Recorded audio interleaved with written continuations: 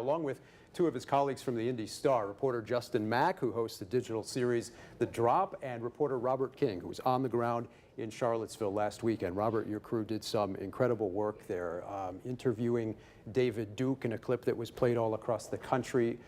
The president, of course, getting a lot of flack for blaming both sides. What did you see there in person? Well, let me kind of set the stage because it's a very chaotic scene there, but there was these groups of white nationalists that marched into this area in downtown Charlotte in sort of waves, like a parade of nations outside the Olympics. They filed into the park. Many of them were armed with sidearms. They had shields and helmets and clubs. And they were met there by a very diverse group on the other side. There was clergy there from all walks of life, linked arm in arm, singing songs and praying. There was music circles of folks, but there was also people on that side who were armed, not armed, but they were equipped for battle. Yeah. They had helmets and shields as well. And we do have some video that your colleague Michael shot out there as well in the midst of all of this. What was the mood? I mean, could you believe some of the things you were seeing and hearing there? Well, we got there in the morning and there were armed militia standing on the street with semi-automatic weapons. There was just all kinds of shouting and anger and racial comments back and things flying through the air.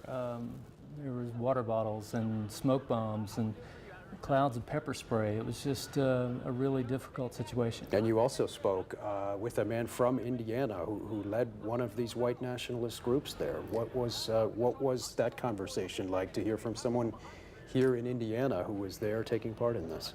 Well, the individual you're speaking of is a guy named Matt Heimbach who lives in Orange County. And he was sort of one of the people promoting this rally from the extremist right. And he was seeing this as a unification of all these splinter groups from the right. And he was pretty pleased with how it turned out, believe it or not. Justin, on The Drop, you host an often irreverent look at the news of the week. We'll show your clip from this past week in just a minute, but it's hard to be funny this week, and you saw that on late night TV, late night hosts in recent days, taking some time to just pause and talk about this, because this is a moment in our country that requires some pretty deep thought. Absolutely, and it's been an incredibly hard week to be funny or to even make light of the news in any way, because, you know, usually that's the escape. If you've made it to a late night show or to watch The Drop, it means you've made it through your work day, which is a blessing. You get to be at home with your family, have a little bit of an escape. But this was something that had to be confronted head on and handled honestly, because it absolutely wasn't the time to joke, just like it wasn't the time for the kind of response that people got from the president. It was something that shocked a lot of people, that gave people a lot of pause. And my response to it was almost a speechless response, because it just wasn't the time for that. And certainly as someone who hosts an entertainment-based show that also focuses on the news, I'm not coming to the president for comfort. I'm coming to him almost for material, and he's delivered oftentimes. But I was expecting just something to unite us in some way, and we didn't get that. So that's why you're seeing all of this. And Tim, that's what a lot of people talk about, the president, someone you turn to for comfort. Of course, the editorial pages this past week have been pretty tough on the president. Your column poses the question, will Donald Trump destroy conservatism? Your colleague Matt Tully wrote a column called America's Horrible President, and said the national disgrace that is the Trump presidency came into sharper focus this week, while you said Trump, if left unchecked, could destroy the conservative movement in the United States. Strong words, but I think what we saw this past week does taint in the minds of many Americans, Republicans and conservatives, and that's why you saw such strong statements from Bob Corker and others distancing themselves from the president. And you have much more in this morning's edition of The Star as well. We do. We took a rather extraordinary stand in our print edition today, front page editorial. A double truck, 2 pages inside, asking Hoosiers to take a stand against hatred, to take a stand against the types of things we saw in Charlottesville last weekend.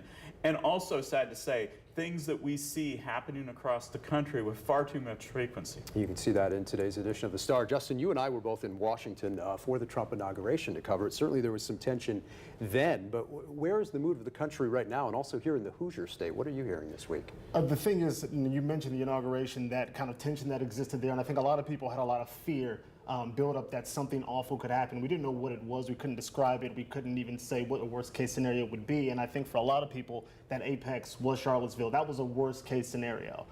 But unfortunately, this week, the response that we've seen has shown that it's not going to automatically get better. I think there's a lot of people still with that fear that something worse can happen. So it's a decision, you know, how do we either come together, or do we continue to have these arguments where people are literally losing their lives just because they disagree? And of course, a lot of the discussion this week is also centered on Confederate monuments. There's even been discussion here in Indy about moving this monument we're about to show you to Confederate soldiers who died in Indianapolis. A lot of talk now about moving it out of Garfield Park, putting it somewhere else. All of this week's events also leading to a lot of discussion in our schools. Arlington High School held an event Thursday so students could talk about the violence that erupted in Charlottesville. This is the world in which they have to live in. You know, whether or not it happens in Virginia or happens in Indiana, they're going to have to experience racism some point of their lives, and helping them to be able to go through dialogue and to actually talk and discuss with each other, they're able to see, hey, why does this actually exist?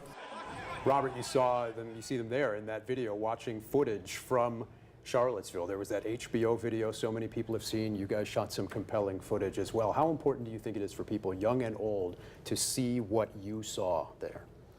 Well, it's very difficult, and I don't know that many of us will get over it anytime soon, but it's important to have age-appropriate conversations with our children and amongst ourselves. And more important than talking, I think, is listening. I didn't hear a whole lot of listening in Charlottesville. There was a lot of screaming at each other.